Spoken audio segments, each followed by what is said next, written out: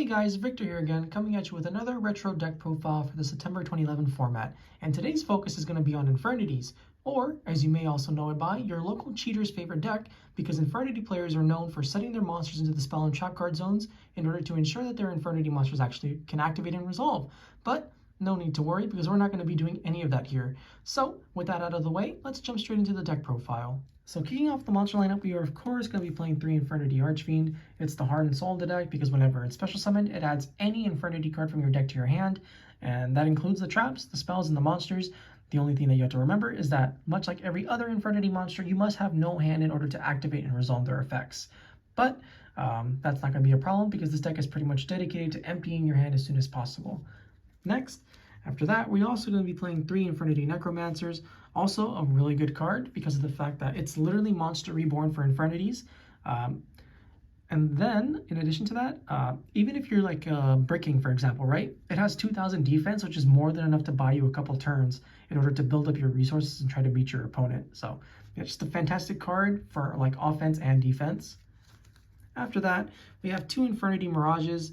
This is going to be one of your main comeback cards late into the game if it actually gets to that point, because you can tribute this card, and then if you have no cards, by the way, you can target 2 Infernity monsters in your graveyard and special summon them. So you bring back your Necromancers, your Archfiends, and you just start going really plus, and it's really annoying because your opponent is more than likely going to lose the game if this resolves. And like I said earlier, it's really great in the late game when you're like both top decking and really low on cards. It's also really good in the early game, just to be able to set up your unbreakable board combo of like triple barrier and break. And yeah, card's just really good. And then for our final Infernity, we're playing 1 Infernity Avenger. Not much to say, it's just the level 1 tuner that we use to go into most of our synchro summons.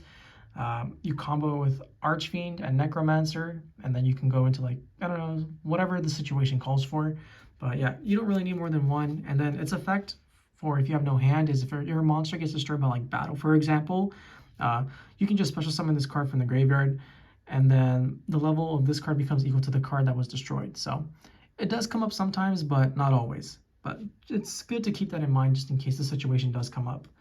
Because I'm going to be honest, the monsters that you're summoning with this typically aren't going to be destroyed by battle. What they will be destroyed is by card effects because they're just so big and difficult to get over. And that's it for the Infernity monsters, but not all the monsters. We're also going to be playing 2 Dark Grepher. I opted for 2 just because I feel like it helps a lot in being able to empty your hand and fill up the graveyard, which is what this deck aims to do. And typically what you want to send with this card is actually Stygian Street Patrol, which I'm also playing 2 of. This card's fantastic because what it does is you banish this from the graveyard, and then you special summon any Fiend type monster from your hand with 2,000 attack or less. And every single Infernity monster in your deck just so happens to be Fiend with 2,000 attack or less. So this card literally just frees up your hand for every single thing to be able to special summon, and yeah, it's just fantastic. And something that you may have noticed is there's no hand traps in this deck because they tend to clog, especially like Effect Veiler, because you can only discard it during your opponent's turn. So if you go first and you open Veiler, all your cards are dead. Your combos, just done. And then when it comes to Maxi, same thing. If you go first and you open Maxi, cool, Maxi is a great card, right? Wrong. You're going to have to -1 yourself if you want to actually, combo off and actually get your plays going. And even then, Maxi's not that great because of the fact that it draws you cards, and I don't know if you noticed, but this deck requires you to have no cards in hand. So if you Maxi, you turn off your breaks, your barriers, and literally every single Infernity card. So that's why we play no hand traps. But that is the end of the monster lineup, and now we can move on to the spell portion of the deck. Now for the spell portion of the deck, we're going to be starting off with 3 Upstart Goblin. This is going to be our main form of consistency because it's a +0, so, or a 1-for-1, however you want to think about it. And yeah, you give your opponent 1,000 life, but that doesn't really matter because at the end of the day, this deck can easily put out 12k damage, and it's honestly kind of out of place with how like explosive it can be compared to like the rest of the format.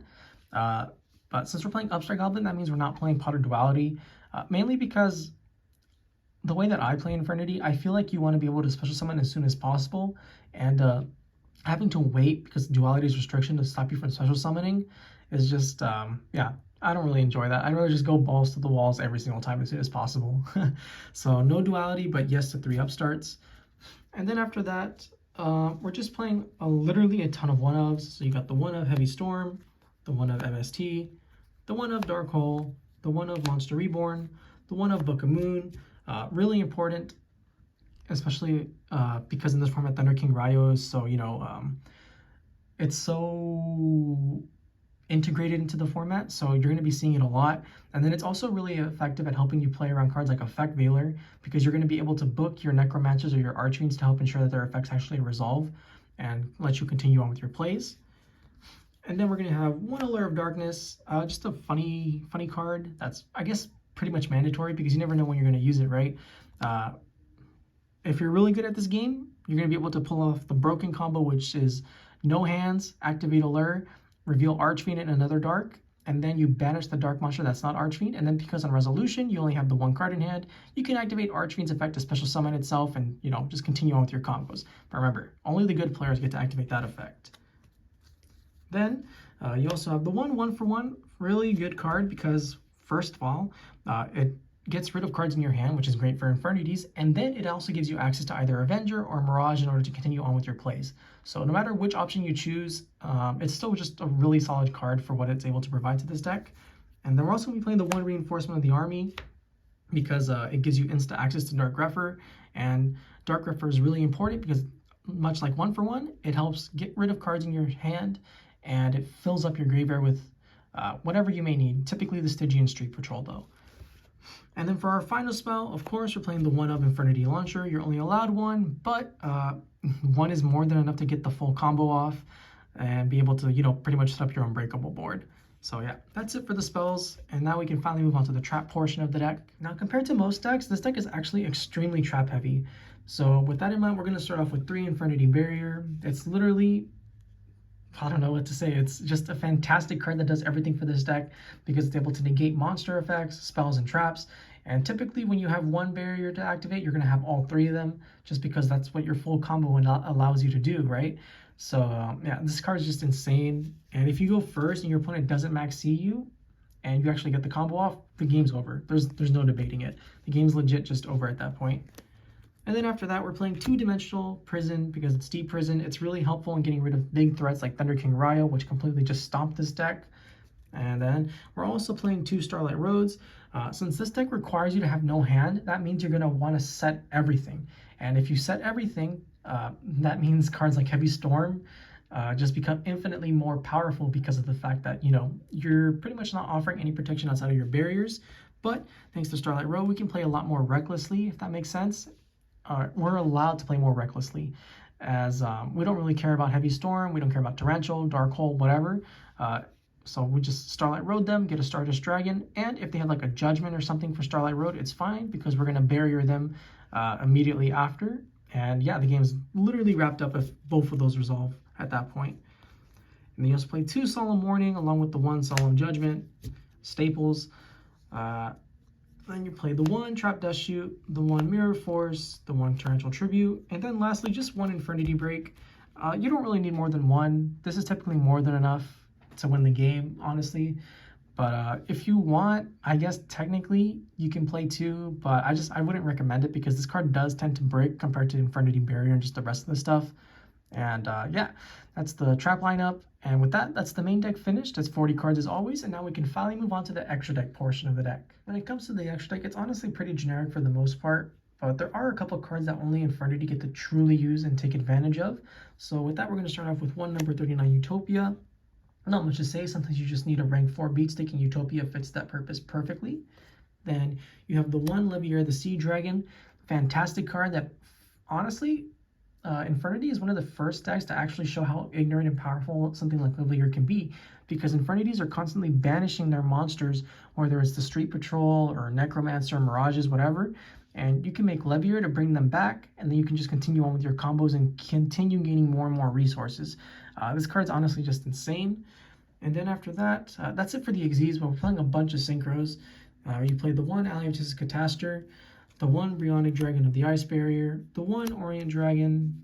The level 6s are honestly probably the most cuttable, and I'd honestly much rather play like Armory Arm and that 1 Stygian Synchro. I can't remember the name. I believe it's called like Stygian Street Patrol or Stygian Security, one of the two.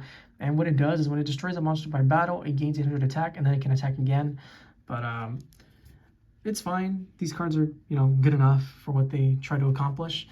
And then you have the 1 Black Rose Dragon, And then that's it for that. We just play a bunch of level 8s after that because they're so easy to make in this deck. So you play the one Thought Ruler Archfiend because it's Thought Ruler, the one Scrap Dragon.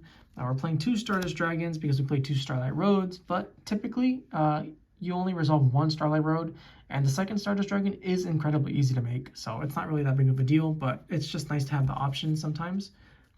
And then after that, you're playing the one Infernity Doom Dragon. This card is hardly made, but there are certain situations that, like require it, such as like you've already gone through your Scrap Dragon and your opponent has like a Colossal Fighter, right? Colossal Fighter is surprisingly incredibly difficult for this deck to out because you only have Infernity Break, Dark Hole, and your Scrap Dragon for the most part. I guess Book of Moon.